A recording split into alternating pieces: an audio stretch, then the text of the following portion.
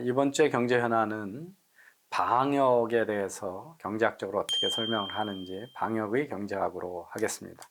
여러분 걱정 많으시죠? 갑자기 어제 오늘 대한민국의 방역 체계가 완전히 무너졌다는 게 이제 증명이 됐습니다. 그래서 확진 환자 수가 계속 늘어서 중국 외에 가장 많은 확진 환자가 있는 나라가 돼버렸죠. 그래서 초기에 우리 문재인 대통령이 과하다 싶을 만큼 강하게 대응하다 하라 뭐 이런 얘기를 했고 했습니다. 그래서 중국의 이 지금 마스크 쓰고 격리시키고 하는 방역 대책에 대해서도 논란이 많고 시진핑도 이것 때문에 흔들거리고 있고 아베 수상도 공격을 많이 받고 있습니다. 새로운 전염병이 생기면 약이 없기 때문에 하는 것 중에 대처 방식이 잠재 감염자를 격리시키는 쿼런틴이라고 합니다. 그리고 여행 금지를 시키는 거죠. 그 초기에 중국이 우한 지역, 후베이성, 호북성의 격리 조치, 여행 제한 조치가 초기에 이 5,700만이어 가지고 대한민국 인구보다 많은 인구를 거기다 격리하겠다고 했습니다. 근데 이걸 완전 금지시키기가 어렵죠. 그래서 우리나라도 뭐 많이 들어왔고, 그리고 그런 이야기를 했다고 해서 이미 그 전에 움직인 사람도 있고 그래서 이 방역 대책 중에 상당히 이 격리 조치가 가장 많이 쓰입니다. 지금 논란이 되고 있는 게 이제 일본 해상에 있는 다이아몬드 프린세스 호에 격리 조치를 했는데 어마어마하게 실패를 해서 그 안에서 감염자가 많이 발생을 했고 공포에 떨고 있었고, 어젠가 전염병 전문 의료인이 올라가 가지고 막 동영상을 찍으면서 일본 정부가 다이아몬드 프린세스 안에 방역이 엉터리 격리 조치였다. 이 그린존하고 레드존이 구분도 없었고 뭐 그러면서 막 비난을 해 제껴가지고, 그러지 않아도 올림픽이 어떻게 될까 전전그 가운데 일본이 패닉 상태에 빠져 있습니다. 그 다음에 이제 사람 아무도 그런 사태가 나서 안 받아주니까 크루즈선 중에 돌고 돌다 캄보디아인가요? 거기 가가지고 훈센 총리가 막 환영을 했는데 거기서 내린 사람 중에 확진자가 나와가지고 또 대단한 논란을 펴고 있습니다. 세상에 얼마나 많은 사람들이 이 독감 또는 호흡기 관련된 거를 죽냐 보면 2017년 보면 사망 원인 중에 세 번째, 네 번째가 다 이 호흡기 관련 질환입니다. 그래서 혈관계통에 심장이나 혈관계통에 카디오베스쿨라 디지즈가 1등이고 그 다음이 이 암이 2등이고 세 번째, 네 번째가 다 이 호흡기 관련 사망자가 전 세계 사망의 1, 2이기 때문에 상당히 심각하다는 거고요. 그 보여드린 그래프는 나이별 그 폐렴 사망률인데요. 보면 70세 미만은 사망률이 거의 적고 70세 이상이 압도적으로 사망률이 높아서 라는 걸 알 수가 있고요. 코로나 바이러스도 바로 이런 인플루엔자 바이러스의 일종이기 때문에 보시면 39세 이하는 다 0.2%밖에 치사율이 안 되는데 2월 11일까지의 중국 자료이긴 합니다. 근데 40에서 49세는 0.4%, 50에서 59세는 1.3%고 60에서 69세가 3.6%, 70에서 79세가 8%인데 80세 이상은 15%나 됩니다. 그래서 걸려도 별거 아니다 이렇게 얘기하신 우리 문재인 대통령은 지금 젊은이들은 한테 한 얘기고 노인네는 뭐 죽어도 괜찮다 이런 거와 같은 얘기처럼 보이죠. 그래서 우리나라 전체 이 폐렴 환자도 보시면 70대 이상이 압도적으로 다 돌아가시고 젊은 층은 훨씬 숫자가 적다는 걸 알 수가 있습니다. 역사적으로 이런 전염병, 인플루엔자 전염병의 치사율이 어떻게 되고 있는지를 1951년, 57년, 68년 이렇게 보면 전체적으로는 만 명당 사망자 수가 이렇게 점점 줄어들고 있습니다. 그래서 그만큼 의학이나 건강 상태가 좋아지고 방역 기술이 좋아져서 치명 상태가 줄어들고 있다는 것은 일반적인 형태로 이렇게 데이터로 나오고 있고요. 역사적으로 전염병들, 특히 바이러스성 전염병의 역사를 보시면 상당히 놀라운 것들을 보실 수 있습니다. 1347년 우리가 흑사병으로 알고 있는 이 블랙데스를 일으켰던 것은 유럽하고 러시아인데 감염된 나라의 인구 30%에서 50%가 죽은 그야말로 무서운 일이었고요. 그때 이것 특히 유럽의 봉건 체제의 멸망을 앞당기는 큰 역할을 했다, 이런 해석을 하는 분들이 있습니다. 요즘 신천지라고 하는 교회에서 슈퍼 감염자가 있다는 얘기를 하는데, 이 당시에 이제 지식이 없는 사랑이 얼마나 위험한가를 보면, 이 흑사병이 걸렸을 때 성당에서 신도들을 모아놓고 대대한 기도회를 하면서 이게 더 슈퍼 감염을 시키는데, 다 밀집된 공간에 이제 집어넣기 때문에 그렇다는 걸 할 수가 있고, 요번에 그 크루즈선의 격리도 바로 그런 현상이 있죠. 밀집된 지역에 적절한 방역 대책도 없고 전문가도 없고, 또 뭐 일본의 그 전문가가 비난한 거 보니까 방역대책본부가 일본에 없답니다. 그러니까 그런 책임을 지는 정부 부처가 따로 하나로 통일된 게 없어서 미국의 질병통제국이나 우리나라 방역당국 같은 게 없다라는 얘기를 하죠. 청균세라는 책에서 잘 알려진 천연두를 1500년 초에 중미, 남미에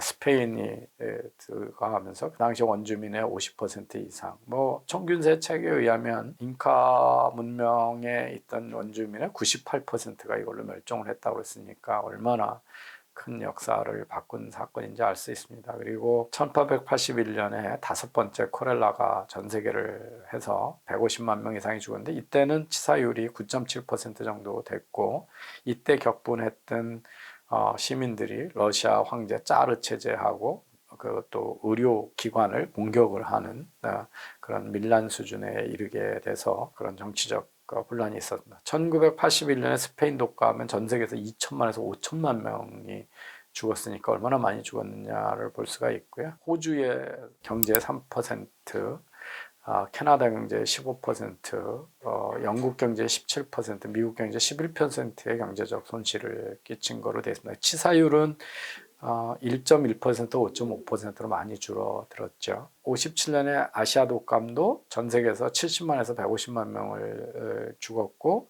치사율은 1만 명당 2.4에서 5.1명이니까 많이 치사율은 낮은 거로 볼 수 있습니다. 그런데 이때 감염받은 캐나다, 일본, 영국, 미국의 GDP의 3% 이상의 손실이 났다라는 보고가 있습니다. 저는 기억을 하는데 아마 여기 젊은 세대는 잘 모르실 텐데, 68년 홍콩 독감이 아주 세상을 공포로 몰아넣은 적이 있는데요. 한 100만 명이 죽었고요. 미국의 경제적 손실은 230억 불에서 260억 불, 그러니까 한 30조 가까운 손실을 봤다, 이런 게 있습니다.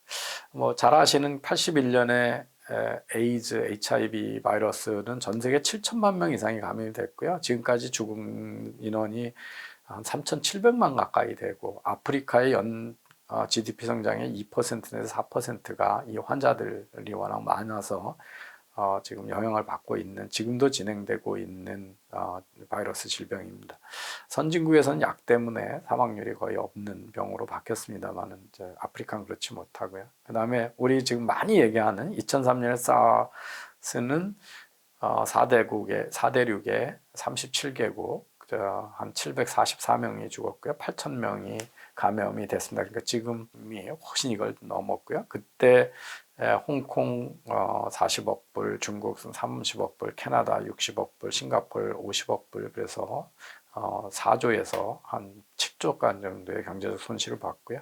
스와인 플루라서 돼지 독감이라고 했던 중국에서 이것도 전 세계적으로 15만 명에서 57만 명으로 많은 사람이 죽었고, 그렇지만 1만 명 된 사망자는 0.2에서 0.8만 명으로 낮은데, 한국이 한 1조 정도의 손실을 본 것으로 나타났습니다. 메르스 2012년에 전 세계 22개국에서 659명이 죽었고, 한국이 한 20억 불, 그리고 그 경제 살린다고 그 당시에 15조 정도의 긴급 재정을 투입한 적이 있습니다. 2013년 에볼라는 주로 아프리카에서 발생을 했고요. 이걸로 한 11,000명 정도가 죽었고, 2015년에 지카 바이러스라고 머리에 그 뇌가 아주 작아지는 건데요. 죽은 사람은 별로 없고, 라틴하고 중앙아메리카에서 한 20조 가까이인 경제적 손실을 본 것으로 되어 있습니다. 그래서 전체적으로 보면 상당히 자주 이런 전염병이 쭉 해왔고요.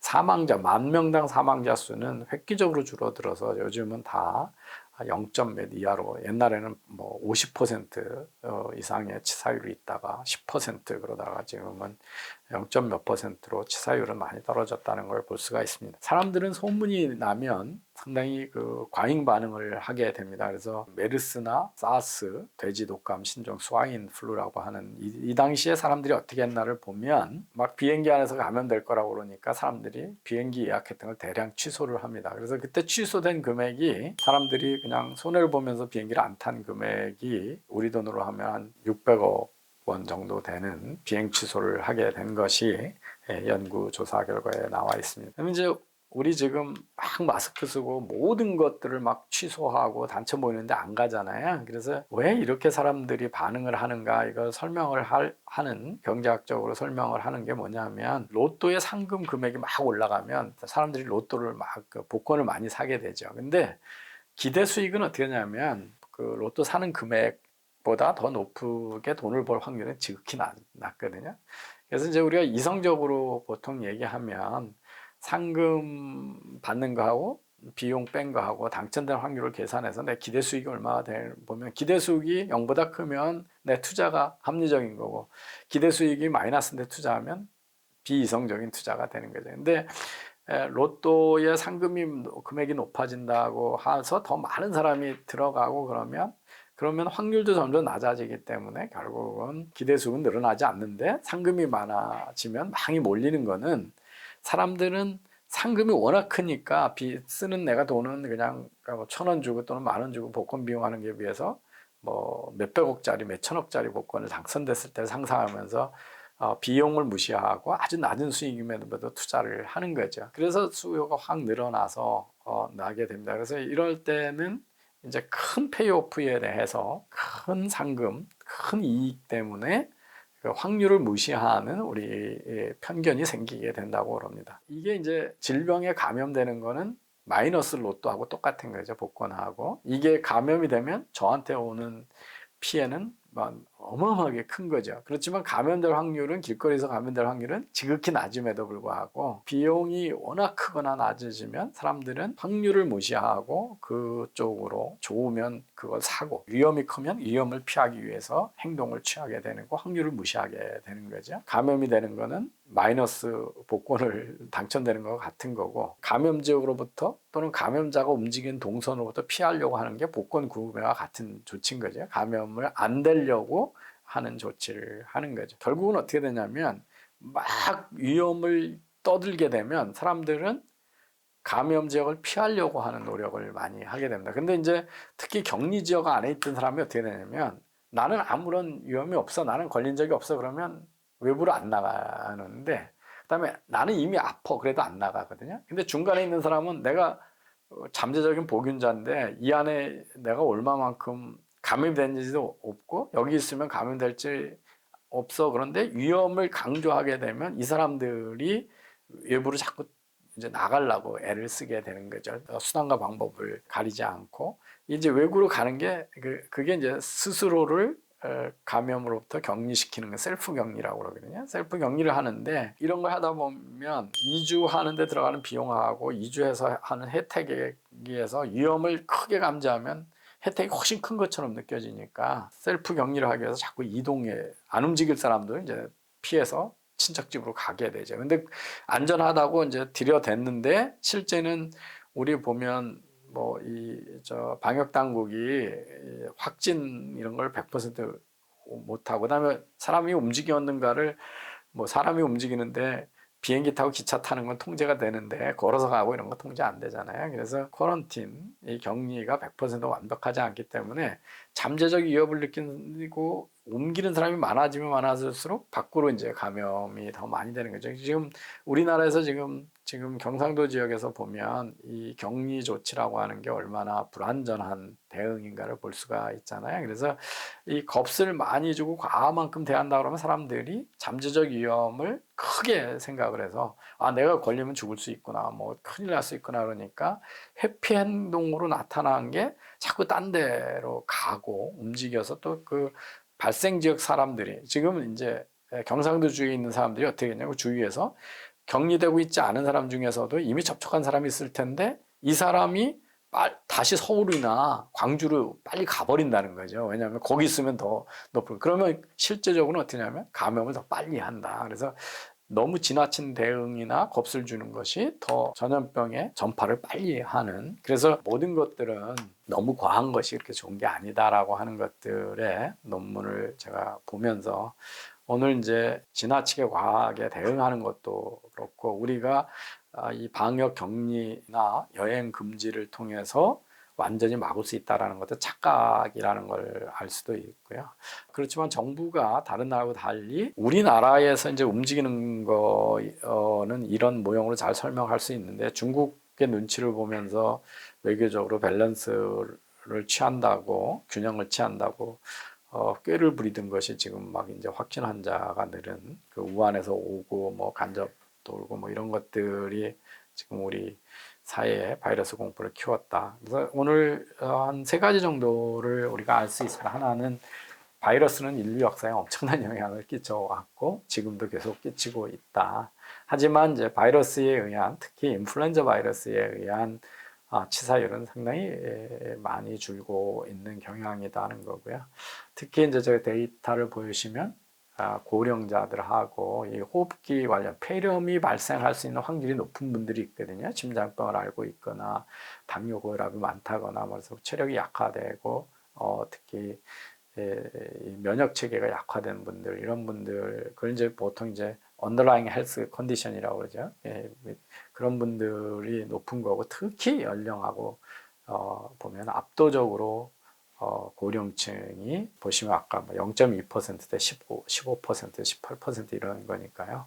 80세 이상 이렇게 고령자들이 특히 조심하셔야 된다는 거고요.